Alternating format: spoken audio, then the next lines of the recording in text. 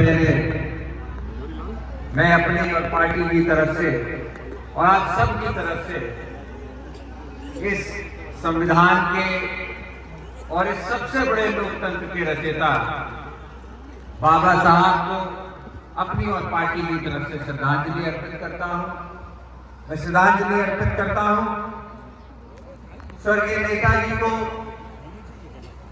क्योंकि उनकी वजह से ही मैं कह सकता हूं कि कई पिछड़े समाजों को आज मुख्यधारा से जोड़ने का काम अगर हुआ है तो श्रद्धेय नेताजी की वजह से हुआ। उनको भी श्रद्धांजलि कार्यक्रम में मंच पर उपस्थित समाजवादी पार्टी के बदायूं से जिलाध्यक्ष पूर्व विधायक भाई आशीष यादव जी, मंचासीन उपस्थित पूर्व विधायक पूर्व मंत्री रहे भाई आबिद मल्ला साहब, उपस्थित मंचासीन पूर्व विधायक भाई हाजी बिट्टन जी, भाई आदरणीय रजनीश गुप्ता जी, भाई अमित पथुरिया जी, डॉक्टर नईम जी, उपस्थित विधानसभा के अध्यक्ष भाई किशोरीलाल शाह जी, पान सिंह प्रमुख जी, नगर अध्यक्ष भाई प्रदीप गुप्ता जी, बदायूं नगर अध्यक्ष भाई भरत जी, उपस्थित भाई मुखपाल सिंह जी, बलबीर सिंह यादव जी,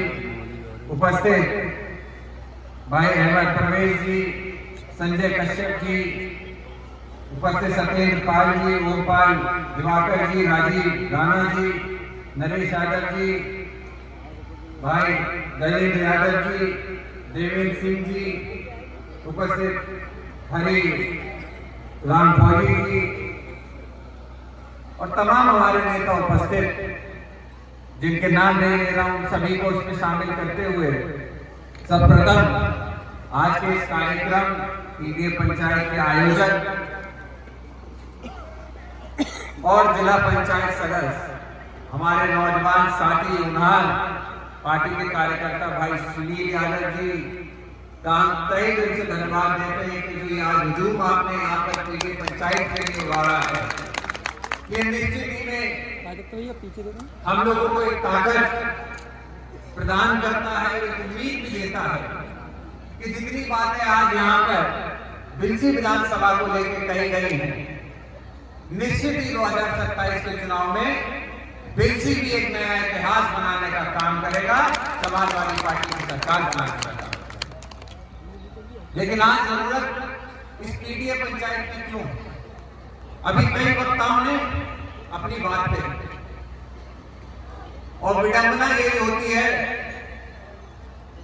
कि जिस व्यक्ति को सुनने सब आते हैं, जब वो आखिरी में बोलता है तो पहले के सारे वक्त सारी बात लगभग भूल जाते हैं, तो जो आखिरी में बोलता है बहुत ज्यादा नहीं बचता। आप लोग भी कई समय से, मुझे जहां तक पता चला 5 बजे से आप लोग लगभग यहां पर बैठे हुए हैं और लगभग अब 10 बजने जा रहा है। 5 घंटे से आप लोग यहाँ बैठे रहे।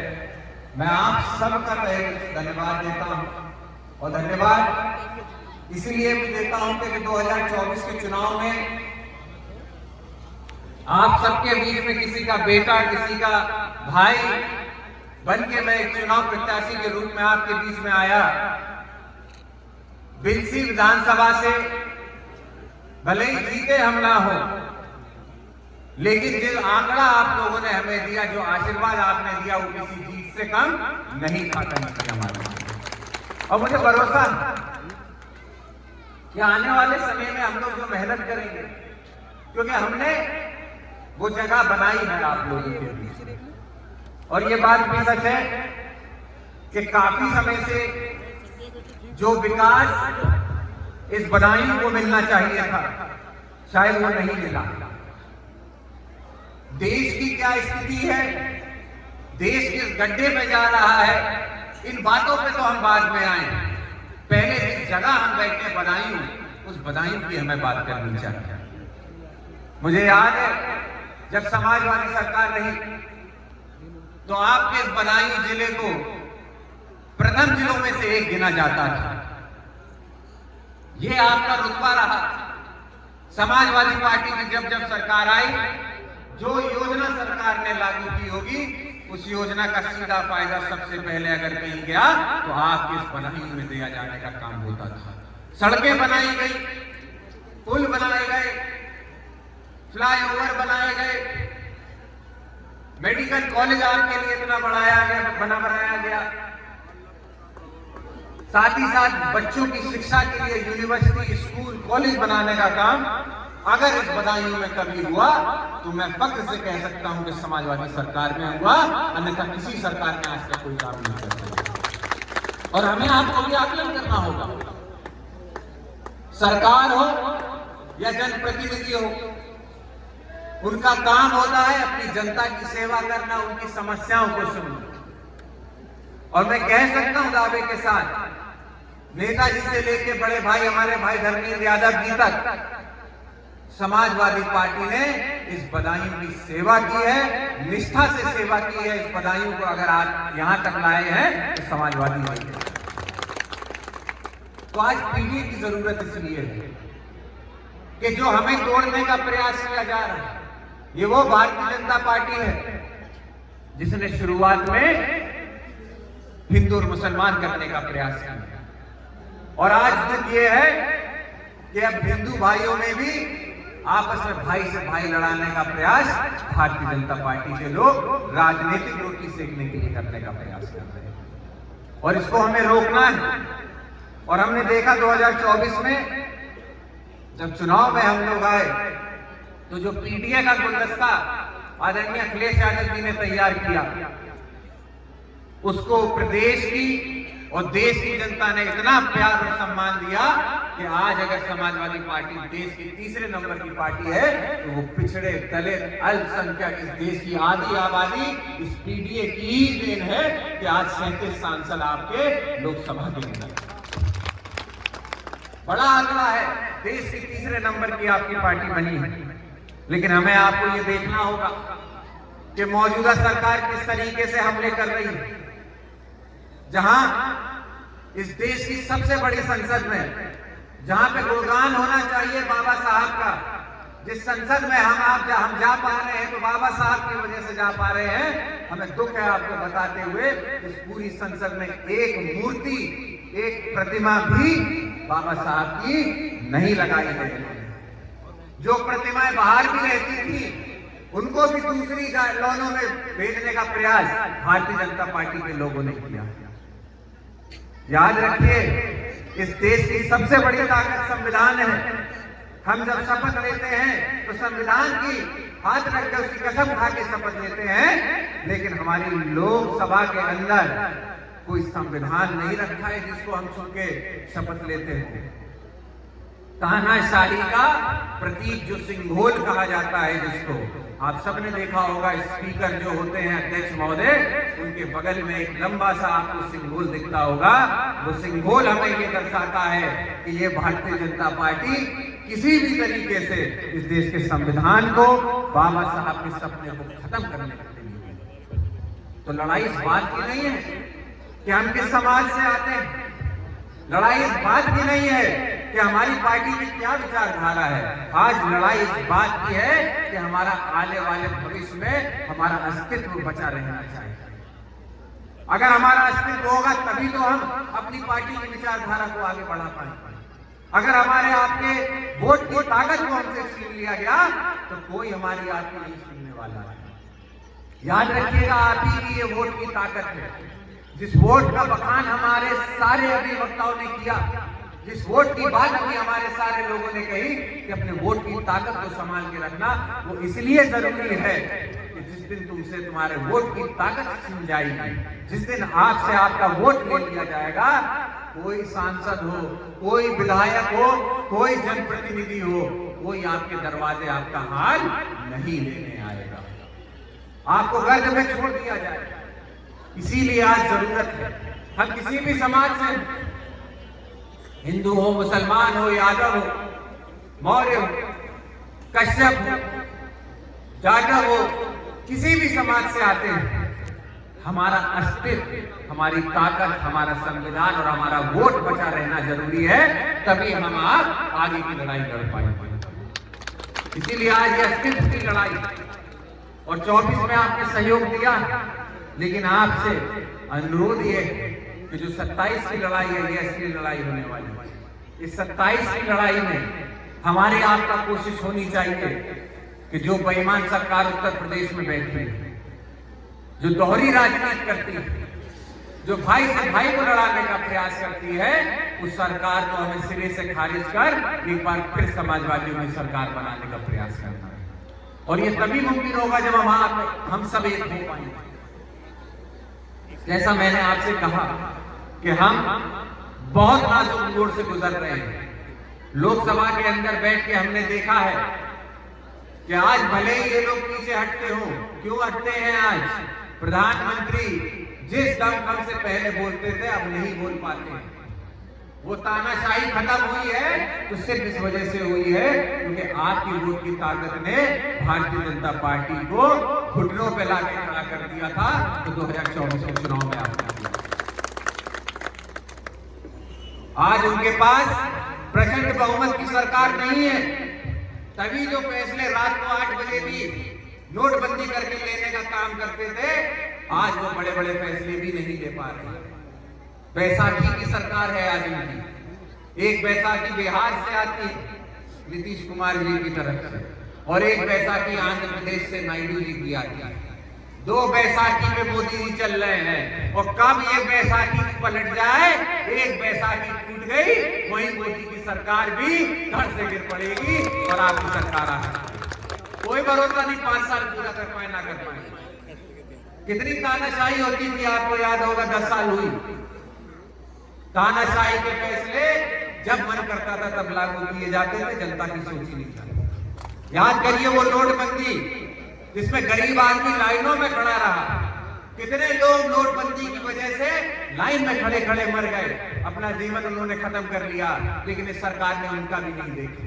याद करिए उन किसानों को जो किसान आंदोलन के लिए सर्दी हो, गर्मी हो, बारिश पड़ी हो या धूप रही हो, तब भी वो अपना मोर्चा उन्होंने नहीं छोड़ा, अपनी मांगे मनवा के रहे। लेकिन उसके बाद भी इन लोगों की, इस भारतीय जनता पार्टी की बेशर्मी देखिए कि आज भी किसानों के लिए न्यूनतम समर्थन मूल्य नहीं लागू कर पाई है ये सरकार। कहने को तो बहुत बड़े बड़े वादे करते हैं, लेकिन आज भी नहीं लागू हुई। और आप जितने किसान भाई बैठे हो, हमने आपका दर्द देखा। कितनी प्रचंड सर्दी पड़ी, लेकिन इस सर्दी में भी 2-2, 3-3 कंबल लेके अपने खेतों की रखवाली आपने की कि नहीं की? आप बताओ ना। रात को खेतों पे जाके नहीं रात भर सोना पड़ा था आवारा पशुओं की वजह से। और यही वो लोग हैं जिन्होंने आपको भरोसा भी दिलाया था कि हम डीएपी की खाद की कमी नहीं होने देंगे, ब्लैक में नहीं बिकने देंगे। क्या स्थिति खाद की रही, ये भी आप सबको पता होगा। डीएपी 1600-1700 रुपए तक में ब्लैक आपको खरीदनी पड़ी कि नहीं खरीदनी पड़ी? बताओ। यूरिया आपको खरीदनी पड़ी कि नहीं? 1400, 1500 रुपए में लंबी लंबी लाइनें सेंटरों के बाहर लगाई गई कि किसान को खाद दी जाएगी, और बड़ी बड़ी गाड़ियों में भर के बड़े बड़े साहूकारों ने अपने यहाँ खाद रख ली, और किसान को उन साहूकारों के यहाँ जाके मजबूरी में खाद लेनी पड़ी कि नहीं लेनी पड़ी? और याद करिए समाजवादी की सरकार रही, सही तरीके से हमने खाद का वितरण भी किया। एक किस्सा भी मैं आपको बताता हूं, क्योंकि मैं उस समय जिस सरकार में था, जब सरकार थी समाजवादी पार्टी की, तो मैं जिस संस्था का अध्यक्ष रहा, उस संस्था का काम होता था प्रदेश में खाद वितरण करने का। मुझे याद है अचानक से उत्तर प्रदेश में डीएपी की कमी पड़ गई, यूरिया की कमी पड़ गई। सहकारिता मंत्री आदरणीय शिवपाल सिंह यादव जी थे। जैसे ही उन्हें पता पड़ा कि उत्तर प्रदेश में यूरिया की कमी पड़ रही है, उन्होंने तत्काल इफ्को की खाद के लिए जो उनके मैनेजिंग डायरेक्टर सबसे उच्चतम अधिकारी है उसको फोन किया, और ये आप लोगों की बात थी कि जैसे ही खाद की कमी हुई, जो ट्रेन, जो रैक कहीं केरल या कर्नाटक जा रही थी, उस रैक को घुमाकर उत्तर प्रदेश में खाद लाने का काम आदरणीय शिवपाल सिंह यादव ने।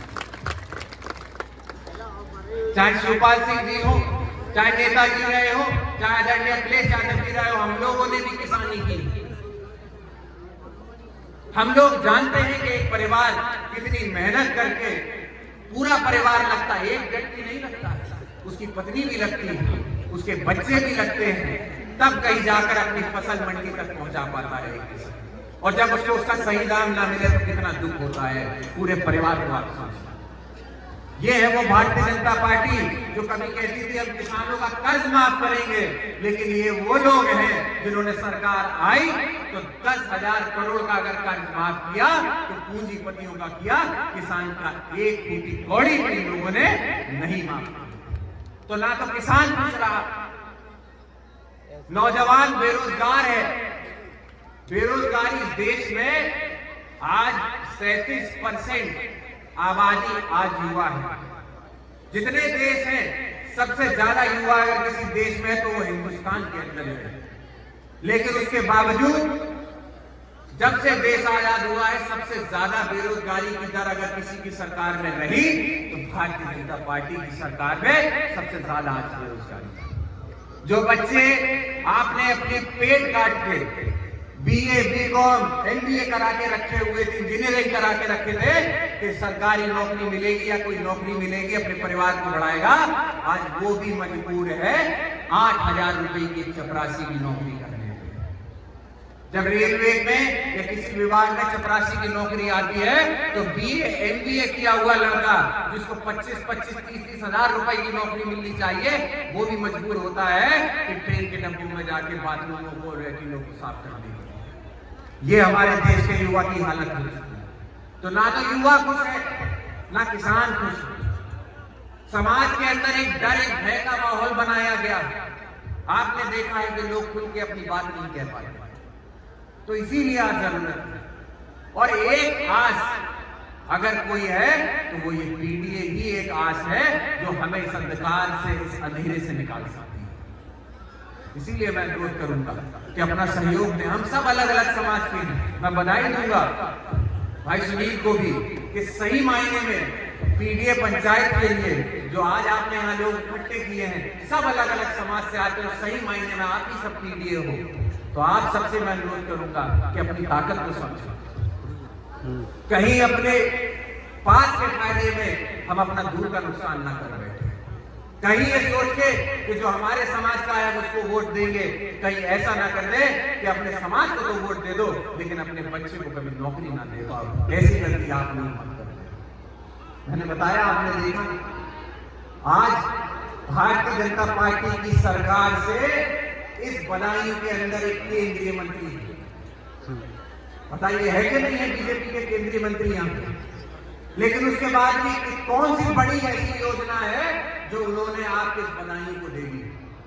और आपने समाजवादी पार्टी की सरकार बनाई थी और अपना सांसद बनाया था धर्मेंद्र यादव जी को, तो बताओ कितने सारे काम केंद्र सरकार को छोड़ प्रदेश सरकार से हमने करा दिए थे। और कल्पना करिए कि सही मायने में अगर आपका सांसद भी हो, आपके विधायक भी हो और आपकी भी प्रदेश में सरकार हो, तो कितना रोजगार और कितना विकास आपके बदायूं को मिलेगा, आप कल्पना भी नहीं कर पाओगे। ये मेडिकल कॉलेज जिसको कभी समाजवादी ने बनाया था, कोई अपने लिए तो हमने नहीं बनाया, सिर्फ इसलिए तो नहीं बनाया था कि यादव जाएंगे या मुसलमान जाएंगे और अपना इलाज करा लेंगे। आज हर समाज का व्यक्ति जा सकता है अपना इलाज कराने के लिए, लेकिन दुख ये है कि उस मेडिकल कॉलेज के अंदर आज कोई व्यवस्था नहीं बची है इलाज कराने की। हमने तो वो मेडिकल कॉलेज इसलिए बनाया था कि आप लोगों को जब भी इलाज कराना होता था तो सैफई रिफर कर दिया जाता था। आप लोग सैफई आते थे, देखते थे तो सोचते थे कि वाह इतना बड़ा नेताजी ने मेडिकल कॉलेज अपने गांव में बनाया। तो जब ये चीज भाई धर्मेंद्र यादव जी को पता पड़ी तो इस बात को लेकर वो आदरणीय अखिलेश यादव जी के पास गए कि हमें भी एक मेडिकल कॉलेज चाहिए। और मैंने जैसा कहा, ये जलवा है आप लोगों का, ये अहमियत है आप लोगों की। अपनी अहमियत को समझो कि जहां आप लोगों के लिए एक मेडिकल कॉलेज की मांग भाई धर्मेंद्र यादव ने रखी, उसी के 2 महीने बाद उसका शिलान्यास और नींव रखने का काम आदरणीय अखिलेश यादव जी ने और धर्मेंद्र यादव जी ने किया। हम जो कहते हैं हम वो करके दिखाते हैं। और आपके तो केंद्रीय मंत्री हैं, उन्हीं से पूछ लेना क्या कर दिया। केंद्रीय मंत्री होके अगर चौराहे चौराहे लाइट लगानी है तो अपना इस्तीफा दे दो पद से और आ जाओ मैदान में। आप देख लो, आप भी आप केंद्रीय मंत्री होते हुए आप अपना मेडिकल कॉलेज बदायूं का ठीक नहीं करा सकते। तो इस्तीफा दे देना चाहिए आपको अपने घर से। इसीलिए मैं कह रहा हूं, और ये वो लोग हैं, हम लोगों ने आप सबके आशीर्वाद से, आप ही लोगों ने हमको आज यहां तक पहुंचाया कि देश की तीसरे नंबर की पार्टी है। तो हम जानते हैं कि हमारी ताकत है तो आपसे। इसीलिए जब जब सरकार बनती है, याद रखिएगा, नेताजी रहे हो चाहे आदरणीय अखिलेश यादव जी रहे हो, एक समाजवादी सरकार थी। जिस दिन समाजवादियों की सरकार होती थी, मुख्यमंत्री रहते हुए पहला अगर साइन या कलम चलती थी तो किसानों की कर्ज माफी नेताजी हो या अखिलेश यादव जी करते थे। सबसे पहली कैबिनेट की मीटिंग हुई, पहली मीटिंग में ही किसान की कर्ज माफी करती। उसके बाद याद करिए वो समय, आज तो गांव-गांव के अंदर बिजली विभाग के छापे पड़ रहे हैं। घरों पे एक बल्ब जल रहा हो, एक पंखा लगा हो तो भी 50-50 हजार का जुर्माना आ रहा है कि नहीं आ रहा है सबको। और याद करिए वही समय जब समाजवादी की सरकार थी, अधिकारी आपके गली में घुस नहीं पाता था, एक लाइन जाती थी और कटिया पे कटिया पड़ी रहती थी, किसी की हिम्मत नहीं होती थी अंदर जाने की। बताओ,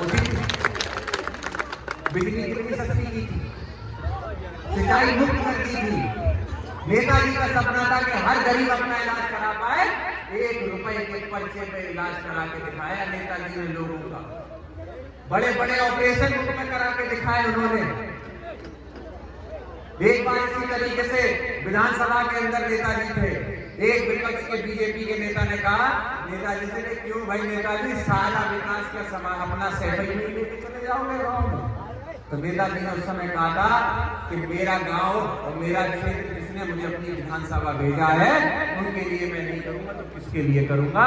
अगर मैंने तुमने कोई काम दिया हो अपनी विधानसभा या अपने गांव का, वो काम मैंने ना करके दिया हो तो भले ही मुझ पे उंगली उठाना, मुझे आप रोक नहीं सकते अपनी विधानसभा अपने लोगों का आगे विकास करने के लिए। ये सोच है हमारी।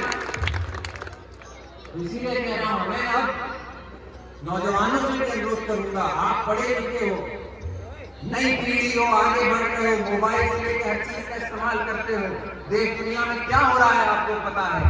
आज सबसे बड़ी बात मैं आपसे ये कहना चाहता हूं कि अगर हम लोग समाज में पीछे रह रहे हैं तो जो जाति का बंधन हम लोगों ने एक दूसरे से बांध रखा है, शायद उसकी वजह से आज हम आप सबसे ज्यादा पीछे हैं। अगर उस बंधन को हम तोड़ दें, हम एक हो जाएं, तो आप देख लेना हमसे बड़ी ताकत और कोई नहीं होगी। और याद रखिएगा, समाजवादी पार्टी ही वो पार्टी है जिसने कोई भी योजना चालू की हो तो सारे समाज को एक जोड़कर वो योजनाओं को फायदा देने का काम किया। पेंशन जब मिलती थी तो सभी समाज की जो भी महिलाएं होती थी उनको पेंशन मिलती थी। बेरोजगारी भत्ता, नौकरी नहीं दे पाए तो रोजगार देने का काम, रोजगार देने का प्रयास किया, रोजगार नहीं किया तो बेरोजगारी भत्ता भी देने का हम लोगों ने काम किया। एम्बुलेंस और जाने कितनी सेवाएं भी सब लोगों ने बताई हैं। मैं ज्यादा समय नहीं लूंगा, मैं आप सबसे बस ये अनुरोध करना चाहता हूँ कि इस लड़ाई में जैसा मैंने कहा कि कहीं पास के फायदे में अपना दूर का नुकसान मत कर बैठना, इसलिए अपने जातिगत बंधन से टूटकर हम सबको एकजुट होना है, एकजुट होकर आने वाली लड़ाई में एक साथ रहना है। तभी शायद हम इस बदायूं की तस्वीर एक बार फिर बदल पाएंगे, इस बदायूं को एक बार फिर उस रास्ते पे, विकास के रास्ते पे ले जा पाएंगे जिसकी कल्पना किसी समय पर नेताजी ने, भाई धर्मेंद्र यादव जी और अखिलेश यादव जी ने की। अंत में मैं भाई सुनील जी का धन्यवाद देता हूँ और साथ ही साथ हमारे सब जितने लोग बैठे हुए हैं, 5 बजे से बैठे थे, आप सबका भी धन्यवाद देता हूं। और सुनील भाई से अंत में यही अनुरोध करूंगा कि जितने लोग हैं बड़ी देर से खाली बर्तनों की तरफ देख रहे हैं, जल्दी से खाना लगवा दो, लोग को खाना खिलवा के फ्री करने का काम करें। आप सभी लोग यहाँ पर उपस्थित रहे, आपका बहुत बहुत धन्यवाद, बहुत बहुत धन्यवाद। बहुत बहुत धन्यवाद जी, आप सभी लोगों से